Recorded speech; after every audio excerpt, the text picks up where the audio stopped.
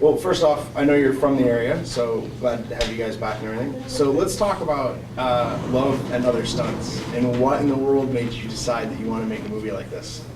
I met this guy, Gary Kent, and I realized he is the most interesting person I know. He's been involved in more than 100 films, and his personal story is also compelling. You know, that I was kind of interested first. I said, Gary, someone needs to make a movie about your life. But not just as a stuntman, the life of who Gary is, because he's not that guy on the screen. He's a gentleman. He had a relationship with an actress, Tommy Barrett, his late wife, that was full of challenges, but full of love. And I kind of wanted to tell that story as well as telling the story of a stuntman who's had a fascinating career. I mean, people often say they're going to do things, but they don't take the leap to do them.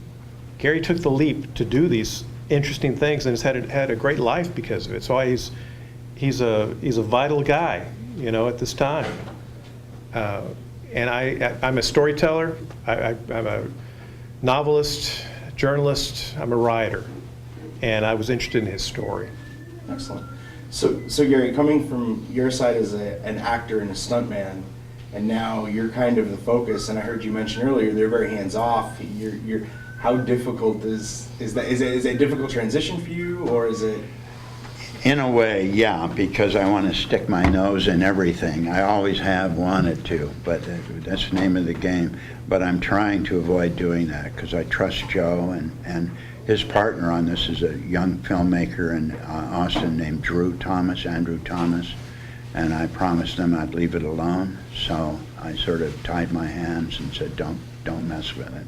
So all the things that you've done in the film industry, what would you say is your favorite type of job or role or anything that you got to do that you look back and be like, man, I'm so glad I got to do that? Oh man, just about all of it. I have had very few bad experiences. I'm so lucky. The directors, some of the great directors I've worked with, Richard Rush, Brian De Palma, Don Coscarelli, these guys were all really good, and it was just an honor to work with them. And to get to do all the different things I got to do, it was all wonderful. Some of my favorite films too, I directed The Pyramid, wrote and directed that, and a picture called Rainy Day Friends with Esai Morales.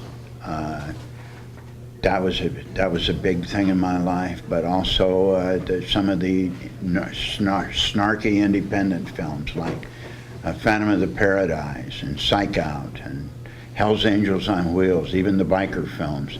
For a time, the biker films in the late 60s to early 70s, biker film after biker film was made, and not one of them ever lost money. They were really popular with people. And I was fortunate to be part of that whole group of guys and girls. Joe asked you a moment ago, kind of off camera, but I'm curious, on camera, you chose Indiegogo over Kickstarter. Was there a reason you went with one over the other? It was just pragmatic. Indiegogo, the rate is slightly lower, and also you don't, with Kickstarter, if you don't make the complete amount, you don't get to keep anything. With Indiegogo, you pay a higher rate, but you get to keep it all. But we're going to make our goal, so it doesn't really matter in the end for us. But I tell you what, doing these campaigns, it's day to day. You have one day where it's like, oh, it's fantastic. The next day, nothing. Just nothing whatsoever, So you got to have faith. You got to have faith in what you're doing is worthwhile, and that people will see that it's worthwhile. And that's been the case here. I think people are seeing that. Do you see more? I mean, obviously, yes, more independent and low-budget films are going that way. Yeah. Kevin Smith, who does a lot of things, has talked about using that type of platform for films and stuff. Sure. Do you really see that turning to the way that the alternative? I don't know if it's the alternative, but I think for now it's a helpful thing for filmmakers who are doing projects on a small scale, which is what this is.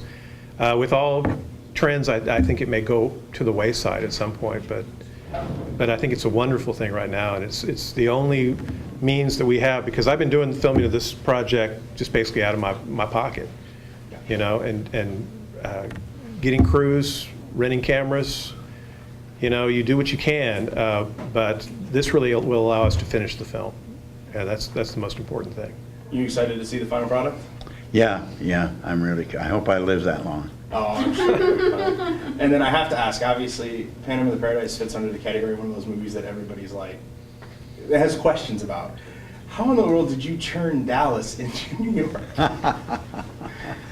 Well, that, actually, it was easier than you'd think. It was just picking the locations, finding the locations that sort of resembled some of the architecture in New York, and then avoiding the big things, the big differences. Sure.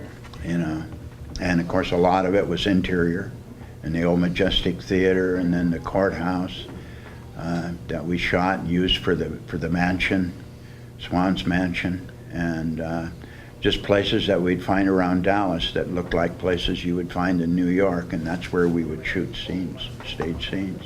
Cool. Gentlemen, is there anything I didn't ask that you want to mention, something I may not know about to talk about the film or the project, or? Indiegogo.com.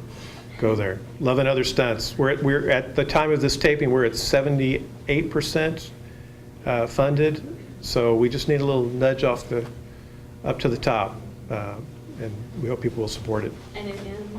It ends on February 27th. Okay, cool. Excellent. Well, gentlemen,